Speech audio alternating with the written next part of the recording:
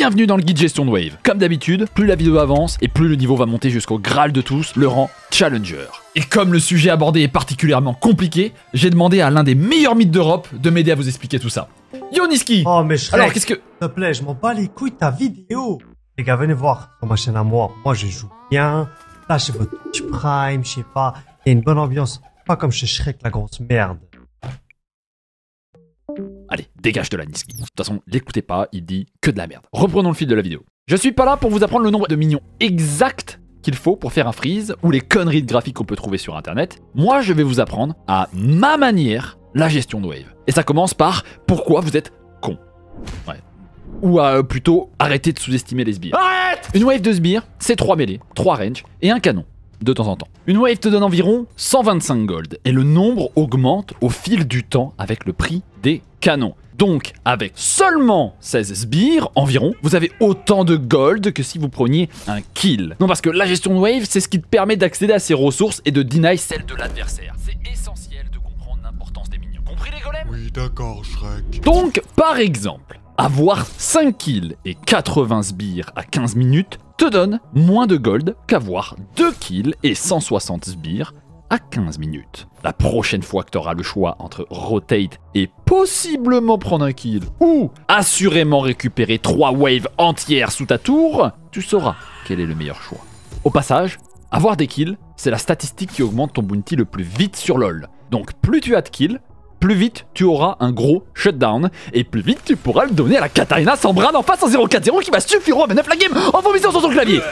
Donc farmer correctement te donnera un bounty, mais bien plus lentement. C'est mieux. Bref, les sbires, c'est une source constante de gold, d'expérience, c'est donc une quantité de stats gratuite, aberrante et non négligeable, qui est largement négligée par les joueurs de la Ligue des légendes. Maintenant qu'on comprend l'intérêt d'une vague de sbires, on va parler de pourquoi impacter sa wave. Impacter sa wave, c'est contrôler la lane et dicter le jeu. Par exemple, prenons le push qui est sûrement la meilleure wave state à avoir. Pourquoi on veut le push dans LoL? Parce qu'en fait, ça te donne accès à des trades gagnants, à des level up timers qui te permettent d'all-in, à des dives, à des timings pour recall, à des rotations, bref, énormément de choses. Mais tout ça, on y reviendra plus tard. D'abord, parlons de comment impacter sa wave. Déjà, manipuler une wave de sbire, c'est contrôler le nombre de minions de chaque côté et garder cette position sous contrôle pendant une période donnée. Il existe 3 wave states que les joueurs cherchent à avoir, qui sont le freeze, le slow push et le fast push. On verra plus tard pour les explications, d'abord il faut comprendre les actions qui impactent cette wave de sbire. Toucher un point and click spell comme le Q d'Annie ou une auto-attaque sur un champion adverse te fait prendre l'aggro des minions. C'est quoi l'avantage? Pendant que la wave adverse te focus toi, la tienne, elle, va push. C'est souvent utilisé à très haut niveau pour prendre le push justement au niveau 1. Toucher un skill shot comme le Q de Syndra ou le W de Camille ne te fait pas prendre l'aggro des minions. C'est très pratique pour pouvoir trade et push en même temps. Se mettre devant les sbires te fait prendre l'aggro. Pratique pour pouvoir les balader et les repositionner sur ta lane pour obtenir le wave management que tu désires. C'est les 3 outils principaux pour contrôler ta wave. Avec ça, on a posé les grandes bases des outils. Maintenant, passons au niveau suivant qui est l'application, c'est-à-dire quand, pourquoi et comment freeze, slow push et fast push. Allez, c'est parti. Le freeze! Tout le monde connaît ce terme, mais moi je vais vous l'expliquer à ma manière. Sous substance en gros. Freeze une wave, c'est la fixer à une position souhaitée dans le temps, généralement proche de ta tourelle.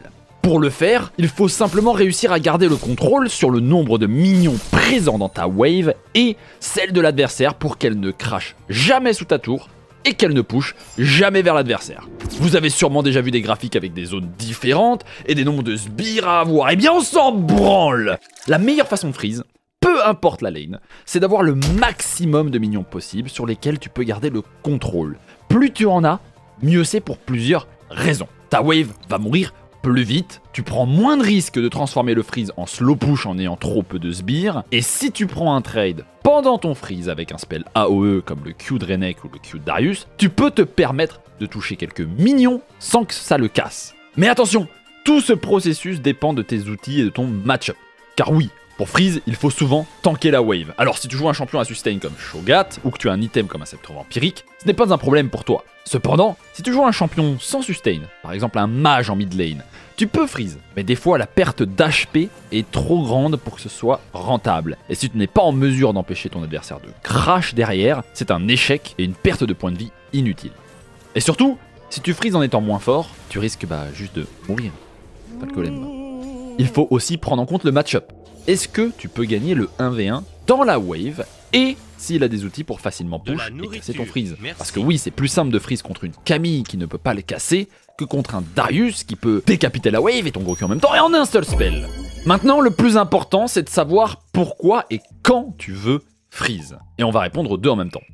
Tu veux freeze afin de setup un gank pour ton jungle ou être en sécurité d'un possible gank adverse. A savoir que freeze contre un champion qui a énormément de clear wave n'est pas recommandé car il peut le casser facilement. Mais c'est justement sur le moment où il va s'approcher de ta wave pour le casser qu'il est vulnérable et sensible à un all-in ou à un gank. Ici par exemple, le freeze sert de setup de gank et la position de la wave force la Tristana à s'éloigner de sa tour. Elle prend un risque à push et même si Tristana peut le faire très rapidement, dès qu'elle va s'avancer, c'est un gank et un flash en moins gratuitement. Deuxième possibilité, pour forcer une erreur.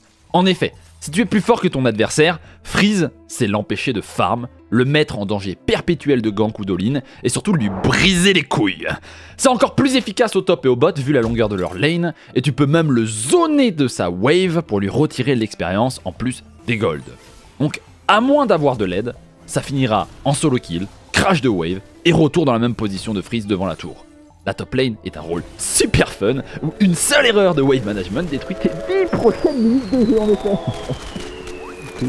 Tu peux aussi freeze pour faire réagir la team adverse.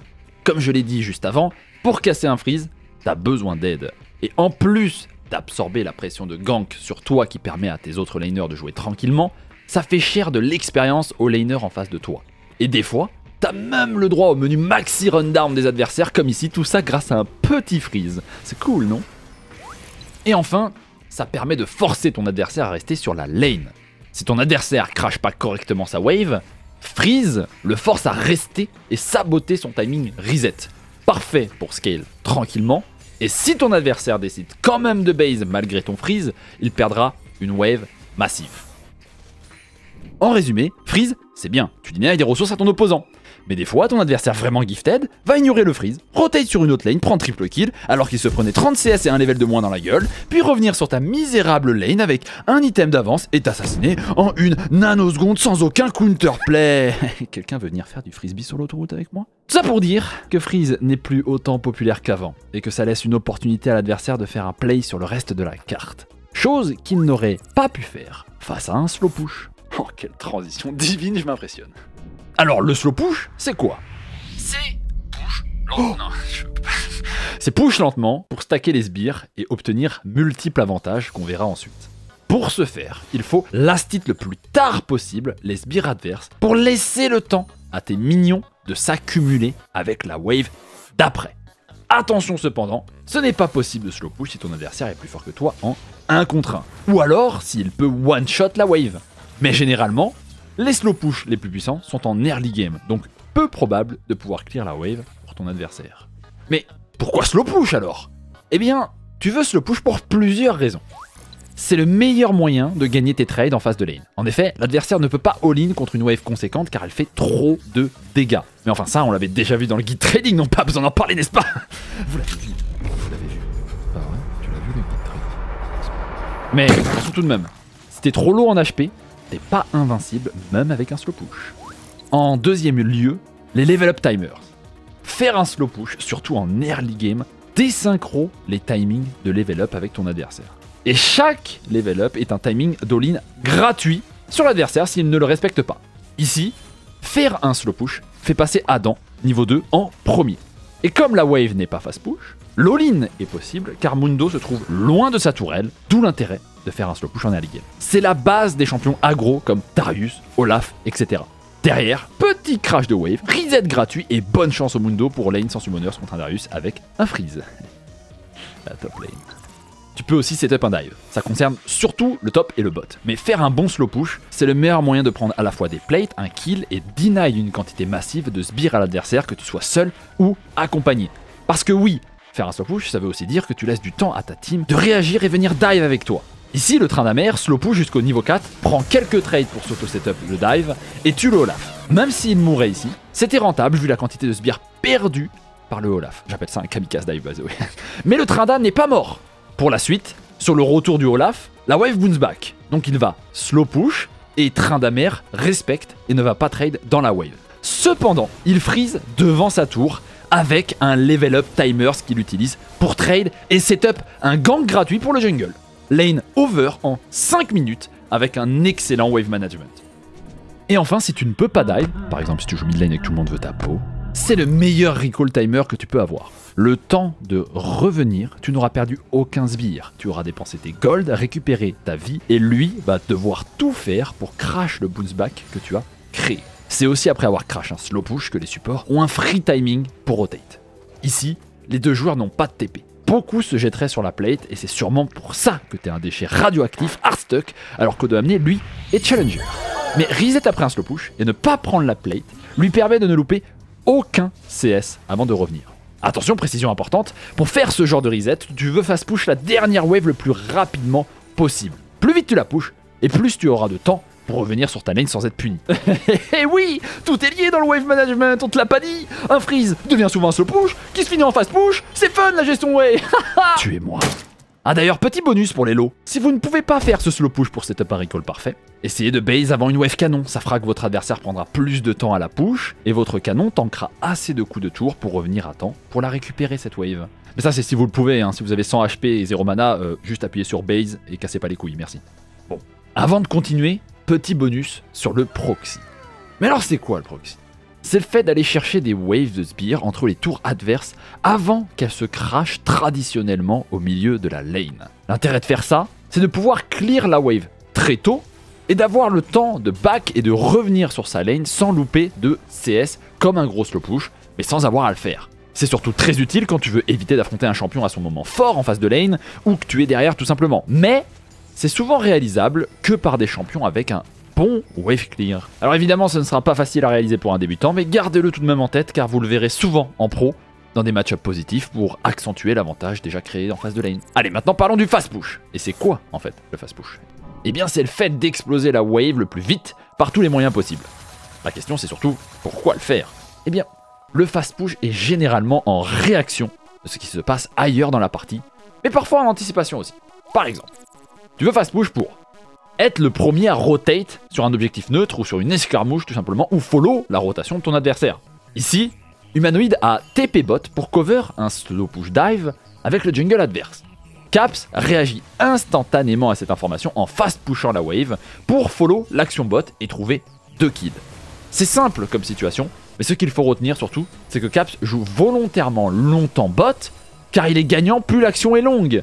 En effet, sa wave mid a bounce back, et chaque seconde qui s'écoule, c'est des gold et de l'XP perdus pour Humanoid. Regardez tout simplement. D'ailleurs, attention, si votre adversaire fast push une wave et fait mine de rotate, ou rotate pendant que vous tenez un freeze, il peut faire ça pour vous inciter à casser votre bon état de wave, ou tout simplement vous attirer dans une zone dangereuse et vous punir. C'est souvent le cas quand vous affrontez des champions comme Qiyana, Katarina, etc. Bref, faites attention au bluff. Deuxième raison de fast push, punir ou aider une autre lane. Ici, après avoir tué la Tristana, Caps rotate bot plutôt que de reset pour punir l'Azeri. Et même s'il est pas loin de run down le move, ça se finit bien parce qu'il peut base et TP mid instantanément. Et ça c'est important de le comprendre. Dans le cas où Caps n'avait pas de TP, faire cette rotation aurait donné toute la tourelle mid à la Tristana. Il faut donc s'adapter à la situation avec les ressources disponibles et les réactions adverses. C'est ça la gestion de wave. Si la botlane avait reculé, pas besoin de compléter la rotation, il aurait fallu base et TP back mid. On aurait fait ce qu'on appelle un over et non une rotation. Et enfin, la dernière raison pour fast push, c'est pour forcer son adversaire à rester sur la lane ou le punir s'il base ou TP autre part.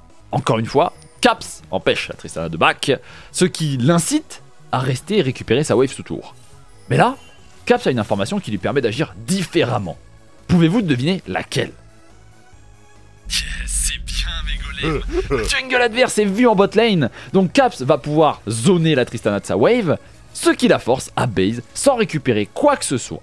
Derrière, Caps refast push une wave pendant que la Tristana revient, et utilise ce créneau pour rotate et punir un side comme expliqué juste avant. Il est fort Caps. Avant de passer à la prochaine partie, je dois vous donner le secret du wave management, donc vraiment écoutez bien. Du pathing des junglers et des rotations des joueurs, ta gestion de wave dépendra. Bouffon.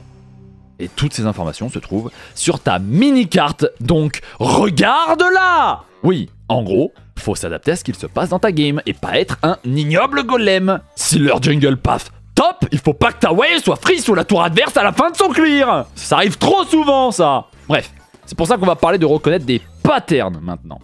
Parce que oui, connaître les bases de gestion de wave, ce n'est pas compliqué. Le plus difficile, c'est de savoir l'appliquer, quelle que soit la situation donnée. Le choix de comment gérer ta wave peut changer selon si le jungle adverse est présent ou non, ou de si ton support vient t'aider, etc. Je vais donc vous présenter des patterns fréquents d'état de wave, et votre but sera d'analyser la situation, comprendre l'état de la wave, et de trouver un des bons choix possibles dans chaque situation. Donc n'hésitez pas à pause la vidéo pour prendre votre temps. Premier pattern.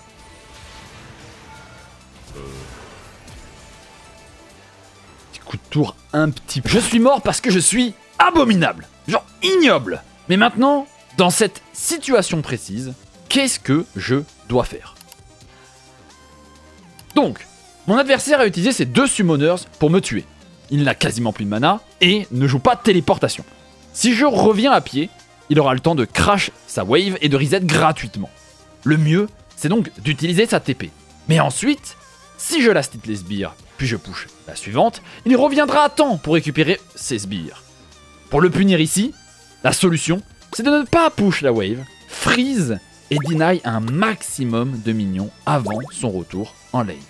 Il n'a pas assez de mana pour m'empêcher de le faire, et il va perdre un total de 7 millions d'XP, ce qui fait que même avec le solo kill, je suis devant lui, et il a un état de wave très désagréable à fixer, sans summoner. Allez, deuxième pattern, classique de top lane et de bot lane, que faut-il faire ici en tant que Jax? Moi j'appelle ça des timings d'agression. Quand une grosse wave slow push, c'est le moment de respecter de ne pas s'avancer pour la stit, ou le faire seulement si tu ne peux pas être puni. En tant que Gragas, c'est le timing idéal par contre pour trade avec sa wave. Pourquoi je dis ça?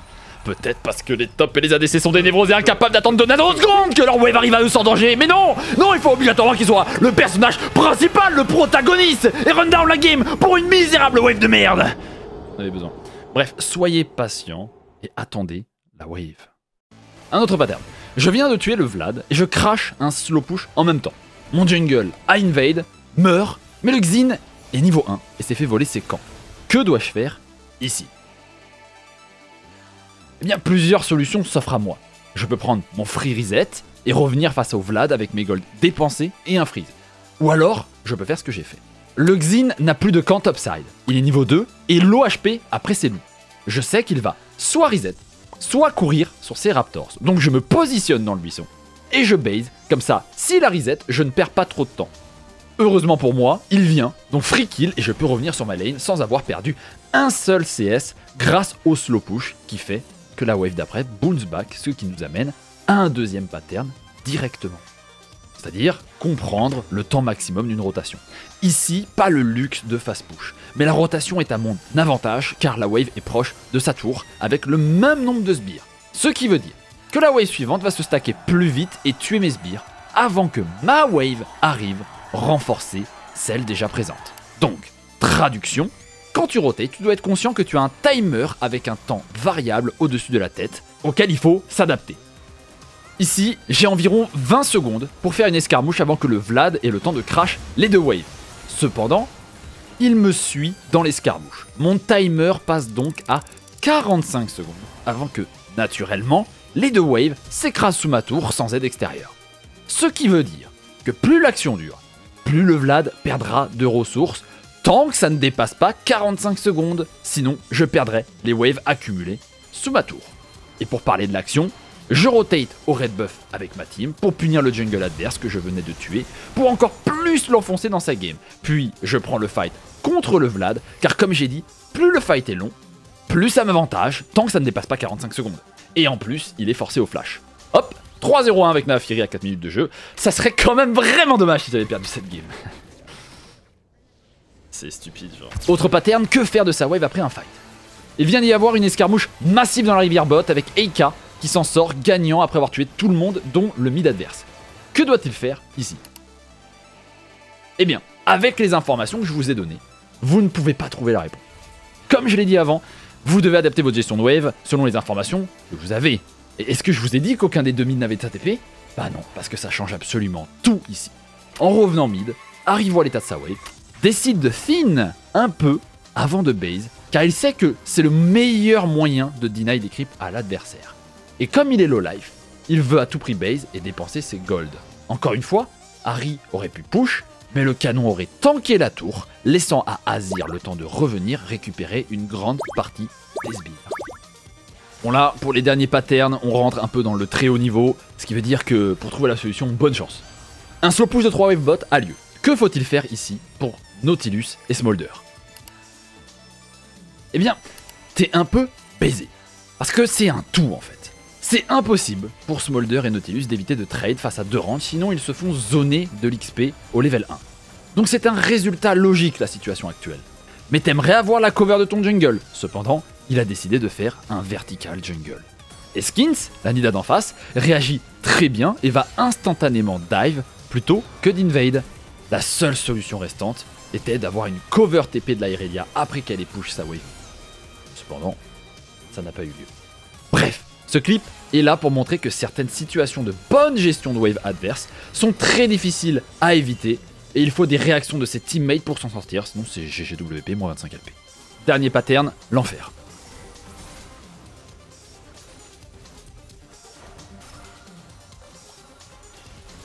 Ok, donc là, je viens de tuer leur ADC ainsi que leur mid. Mon jungle base, et je ne sais pas où est leur jungle. Le Drake arrive dans 1 minute, leur top est mid, et vient d'utiliser sa téléportation. Mon top match le push avec mon ADC qui vient de respawn, la position de la Nico est inconnue, et je n'ai plus de summoners. Est-ce que je dois prendre la tour bot, sachant que j'ai la cover de mon support, et que mon jungle vient de showbot ou pas? Ouais, bah l'exemple ici est volontairement un classique enfer de la solo queue. Des fois, vous aurez ce genre de situation à gérer, et la réponse sera juste impossible à trouver rapidement. Le plus important, c'est de ne pas trop réfléchir et d'agir, puis voir après la game s'il y avait mieux à faire. Le secret de la gestion de wave, c'est que c'est du trials and errors, et donc faire des erreurs, c'est la meilleure méthode pour progresser. Avant de passer à la suite, je vais vous donner le strict minimum de la gestion de wave à avoir en side. Un fondamental important qui est comment préparer un objectif neutre. Pour faire court, car oui, ce guide est extrêmement long déjà, bordel. Lorsque vous voulez jouer par exemple un dragon, la lane à l'opposé de cet objectif, ici la top lane, doit être idéalement push 1 minute avant l'objectif.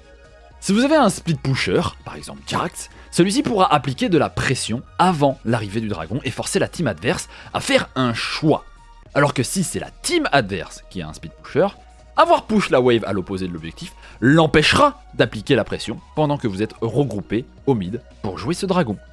En général, c'est le rôle du top laner de faire ça, mais le savoir ne vous fera absolument pas de mal car toi aussi tu pourras push la lane opposée avant l'objectif, ou le ping, ou poser des wards pour ton top laner afin d'avoir les meilleures chances de gagner. Ok, stop. Avant de continuer et d'entamer la dernière partie, je vous conseille fortement de prendre une petite pause, de chill tranquillement et de revenir seulement quand vous serez prêt à finir cette vidéo. Car là, on va rentrer dans du très haut niveau. Et c'est intense. C'est bon? Paré à la suite? Alors reprenons. Il est temps de passer à la dernière partie. La gestion de wave du plus haut niveau international. Je vous présente Dopa. Considéré par beaucoup comme étant le meilleur joueur de solo queue du monde de tous les temps, du moins jusqu'à l'arrivée de Chovy Showmaker en saison 9, Dopa est réputé pour son TF et sa Orianna, mais surtout pour son excellente gestion de wave et sa légendaire macro. Et on va analyser une de ses phases de lane, où même avec les grossières erreurs de son jungle, sa gestion de wave lui permet de fortement dominer son adversaire. Allez, c'est parti. Contexte du match-up, la Orianna veut poke down son adversaire et ne jamais se faire all-in, alors que le Sylas, lui, joue Ignite et veut trouver un early kill n'importe où pour Snowball. Comment Dopa va gérer ce match-up? Eh bien, dès le début, Dopa va slow push. classique stratégie dans le match-up range versus melee pour avoir des timers de level up en premier et en abuser dans les trades. Il va volontairement garder la wave au milieu pour éviter le niveau 3 de Sylas devant sa tour avec un Ignite, un timing très dangereux pour Orianna, mais il va surtout s'assurer de ne pas passer niveau 3 après son adversaire. Le Sylas veut trade, mais c'est le slow push qui va faire la différence ici et faire gagner Dopa. Le Sylas s'expose maintenant à chaque last hit et veut crash sa wave le plus vite possible pour sortir de ce problème. Ce qu'il va réussir à faire, mais en échange, Dopa continue son travail de le chunk en HP à chaque last hit. Et après avoir réussi à push, il en profite pour aussitôt rotate dans la rivière. Plutôt que de slow push, Dopa va fast push instantanément pour punir le Sylas et rotate à son tour dans la rivière topside. Vu que le Sylas est missing, fast push ici le force à revenir récupérer sa wave ou à la perdre. Le Sylas fait sa rotation en premier, il va donc perdre sa wave sous tour et la prochaine va bounce back, ce qui fait que plus l'escarmouche est longue, plus c'est à l'avantage de Dopa. Cependant, Dopa ne veut pas et ne peut pas se battre dans un 3v3 perdant car Sylas et Viego bloquent l'accès au fight. Il arrive donc trop tard et c'est un résultat logique car Sylas et Viego resteront plus forts qu'Orianna et Hecarim en early game. Néanmoins, Dopa revient instantanément sur sa lane, prend le canon et 2 sbires mêlés puis freeze base TP car Sylas lui n'en a pas. Et même s'il a pris un kill et une assist dans l'escarmouche topside, il y a déjà un gros écart d'expérience qui s'est créé à cause de la wave loupée lors de la rotation et du bounce back juste après. Le Sylas doit donc casser un freeze avec un level de retard contre une Orianna qui a bien dépensé ses gold, ce qui rend la tâche très difficile pour lui seul. Le freeze est toujours d'actualité, la wave est parfaitement setup pour gank tout en évitant d'en prendre un. Le Sylas doit casser ce freeze, mais au moment où il passe enfin niveau 5 et récupère ses CD pour all-in la Orianna, Hecarim est là pour gank. Dopa va suivre le Hecarim. En effet, la wave slow push vers lui, le timer se lance au-dessus de sa tête, il sait que le Sylas perd des ressources plus le temps s'écoule, et il connaît le timer qu'il a avant que la wave crash et qu'il perde tous ses minions. De plus, il sait que le Sylas ne joue pas TP, et que le jungle adverse ne peut pas crash la wave pour son mid. En effet, il est dans la rivière. Après le kill sur Sylas, le Draven adverse rotate en premier, avec sa priorité, et vient donner l'avantage à Viego, mais même avec la mort du Hecarim, Dopa reste tranquille. Sa wave l'attend à la sortie du move, et il est en état de la récupérer car le Draven retourne au bot, et le Viego va invade les Raptors. Dopa a pu commit aussi longtemps dans la rivière grâce à son excellente gestion de waves, ce qui fait que même avec un jungle qui ne fait que mourir, il conclut le début de lane avec quasiment 2 levels entiers d'avance sur le Sylas qu'il gardera tout le long de la game et 20 CS de plus, tout cela après seulement 6 minutes de jeu en challenger. Et voilà, avec ça vous avez toutes les cartes en main pour step up et devenir enfin le roi de la gestion de wave. À moins que tu en veuilles encore. À moins que tu ne sois toujours pas satisfait. Qu'il te manque quelque chose. Parce que oui, je peux t'en donner plus. Je peux t'emmener plus haut encore. Te montrer ce qu'est l'excellence. Le meilleur niveau sur League of Legends, le pinacle de la gestion de wave. C'est ce que tu es venu chercher à la base, non? Alors prépare-toi. Car à partir de maintenant, il n'y aura plus aucun arrêt. C'est tout droit jusqu'à la fin. Tu es prêt? Parfait!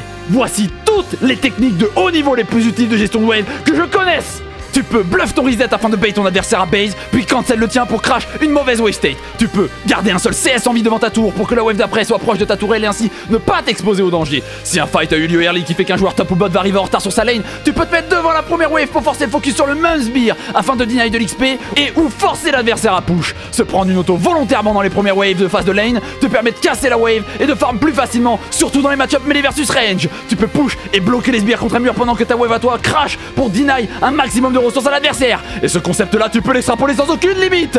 Toujours pas satisfait? Parfait, parce que j'ai mieux encore. Voici les techniques les plus avancées utilisées par les meilleurs joueurs de ce monde. Tapez un sbire range sur la première wave, forcez 3 casters à focus le même mêlée, ce qui te permet d'empêcher l'adversaire de last hit facilement avec un spell AOE, comme le Hutfist, le Q de Katarina ou le W de Talon. Après avoir crash un slow push, il est possible de sortir la prochaine wave de la tour adverse pour entamer directement un nouveau slow push et surtout empêcher l'adversaire d'en réaliser un. Tu peux aussi le faire dans l'autre sens quand l'adversaire crash un slow push et deny des minions à ton adversaire en bloquant la wave d'après avant qu'elle crash. Timer ses autos précisément pendant que l'ordre d'attaque des casters est dans les airs, tout en étant porté des sbires mêlés te fait dodge l'aggro des ranges. Et enfin, en plus de zoner l'XP des mêlés dans un match positif en top lane et en bot lane, il est possible de prendre l'aggro des casters au moment où les mêlés meurent pour changer le meeting point des waves afin de créer un slow push dans ta direction avec un XP advantage. Voilà, vous êtes enfin satisfait? Parce que tout ça, ce n'était que de la branlette intellectuelle. Ce n'est pas comme ça que tu deviendras meilleur en gestion de wave. C'est en apprenant la théorie simple et en la mettant en pratique à chaque game que tu progresseras. C'est la fin de ce guide. J'ai mis beaucoup de temps dessus, alors j'espère qu'il vous a plu. Vous savez quoi faire si c'est le cas. Je live tous les jours sur Twitch à 14 h et j'ai aussi ouvert un Patreon éducatif avec du contenu pédagogique brut supplémentaire au même prix qu'un sub Twitch. Donc si vous voulez vraiment progresser, songez à y jeter un œil. Je prends ce ton de voix, mais soyez rassurés, la série est loin d'être finie. Il y a encore tant de sujets à aborder. Et en plus, le suivant, c'est ma spécialité. Le jungle tracking.